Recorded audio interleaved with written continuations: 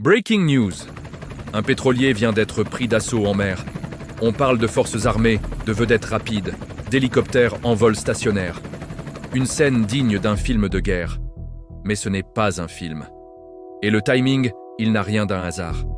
Voici ce qui s'est réellement passé. Vous regardez, quelles sont les nouvelles? Je m'appelle Doukous. Les gardiens de la révolution iranienne viennent d'arraisonner un pétrolier à équipage étranger, en plein cœur du golfe Persique, l'une des voies maritimes les plus sensibles de la planète. Ici, pas de coup de semonce pour les caméras, pas de conférence de presse. Juste une interception rapide, froide, audacieuse. Un message. Mais pourquoi un pétrolier? Voilà la vraie histoire. Quelques jours plus tôt, à des milliers de kilomètres de là, les États-Unis avaient saisi une cargaison de pétrole près du Venezuela. L'accusation? Ce navire transportait du brut lié à l'Iran, en violation des sanctions internationales. Pour Washington, c'est une simple opération de maintien de l'ordre. Pour Téhéran, c'est une provocation pure et simple. Et aujourd'hui, l'Iran répond. Pas avec des mots, avec des actes. Œil pour œil, dent pour dent, mais en mer. Un pétrolier saisi près du Venezuela, un autre saisi dans le golfe Persique. 2 océans, un seul message. Si vous touchez à notre pétrole, nous toucherons au vôtre. Officiellement, Téhéran parle d'une opération anti-contrebande, d'une violation des règles maritimes, d'un transport illégal de carburant. Une saisie, selon eux, parfaitement légale. Mais le timing, lui, parle beaucoup plus fort que les communiqués officiels. Car cet incident ne s'est pas produit n'importe où. Il s'est produit près du détroit d'Ormuz. Un point stratégique absolument crucial. Pour vous donner une idée, près de 20% du pétrole mondial passe chaque jour par cet étroit couloir maritime.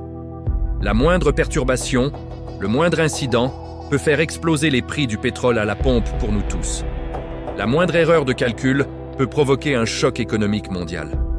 Ce n'est plus seulement un face-à-face entre l'Iran et les États-Unis, c'est la sécurité énergétique mondiale qui est en jeu. Au cœur de cette crise, un seul mot, sanctions. Washington veut étouffer l'économie iranienne en bloquant ses exportations de pétrole. De son côté, l'Iran veut prouver au monde qu'il est impossible à enfermer, impossible à isoler. Le résultat? Les pétroliers, ces géants des mers, deviennent des leviers de pression politique. Les marines nationales se transforment en messagers armés. Et les grandes routes maritimes, ces artères vitales du commerce mondial, deviennent des lignes de front potentielles. Les assureurs sont nerveux. Les compagnies maritimes surveillent chaque mouvement sur leurs écrans radars. Les marchés de l'énergie retiennent leur souffle. Car une fois que les pétroliers deviennent des cibles, plus aucune route n'est vraiment sûre.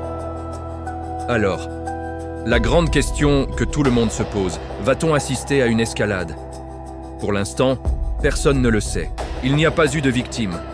Pas de tirs déclarés, pas de guerre ouverte.